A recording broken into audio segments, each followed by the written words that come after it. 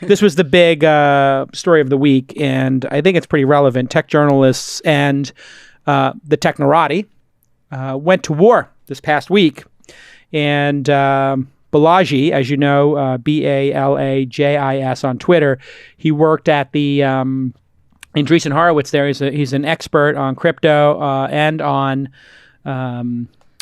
biotech, and he was talking about how people were not covering, this story properly. And a reporter from Recode, who's only been there for a month, her name is Shireen, and I offered her to be on the pod. She declined. Balaji was going to come on the pod, and then he canceled on us because Kara Swisher wanted to be on the pod as well. And there was just a little bit of like me and Kara fighting for the same guest.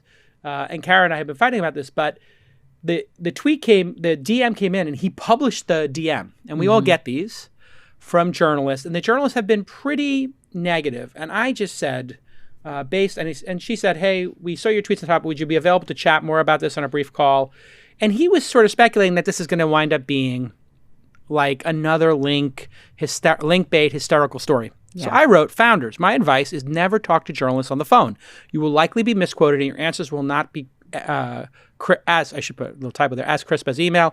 There's so much gotcha journalism and link baiting. Always use email and let the journalists know you plan to publish your answers on your blog. This is my advice to founders. Yeah. Because the downside of talking to the press today in this kind of very negative environment is high.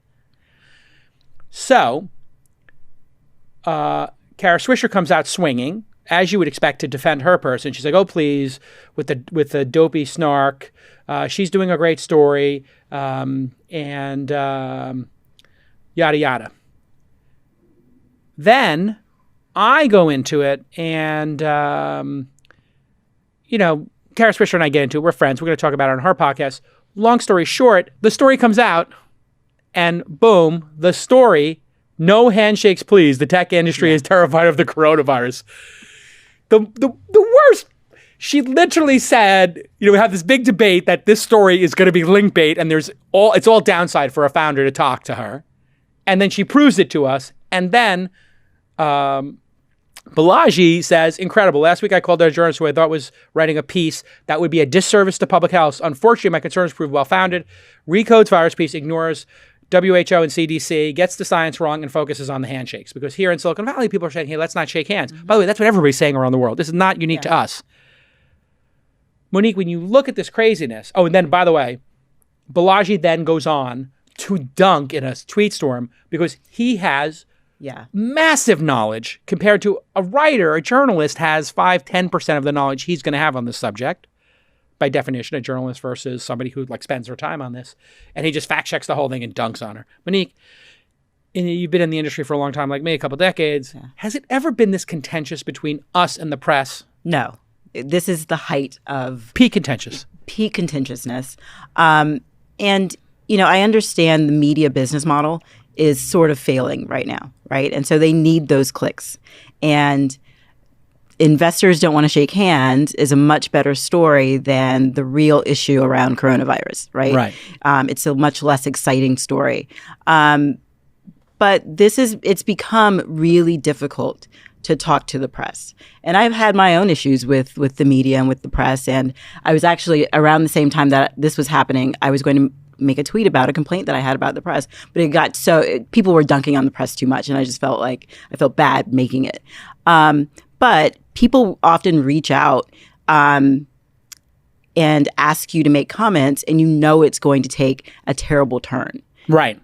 So already that what you say is going to be misrepresented, misconstrued, or placed into a story that doesn't really give the full weight of what you actually said. No context. So I think a lot of investors and a lot of founders have rightfully sort of pulled back from doing a lot of press and are sort of controlling their own media narrative, controlling their own story through podcasting, through writing, through other mechanisms. And there has to come a time when the press starts to pull back on this. Silicon Valley is bad. These investors are terrible. These founders are They're dumb. Kooky. They don't want to shake hands. It's all becoming very personal and unnecessarily dunking on us. Yeah. And And I don't have particularly thin skin. No. But at some point, it gets to be a lot. It gets to be very one note. It's 9 out of, if you were contacted the last 10 times by the press, of those 10 times, how many times do you think it was a negative slanted story? So many times. So 8, 7, 8, 9?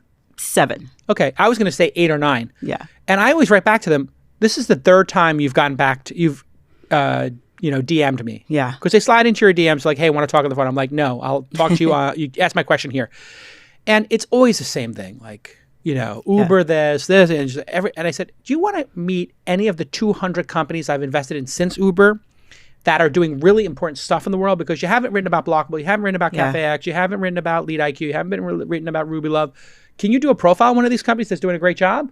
And, as I tweeted, tech leaders are asking the tech press to take a pause and ask themselves if they could do better covering tech less hysterically and negatively, which is very similar to what the tech press asked tech leaders to do over the last couple of years, which is be better and act more honorably. Both parties can improve.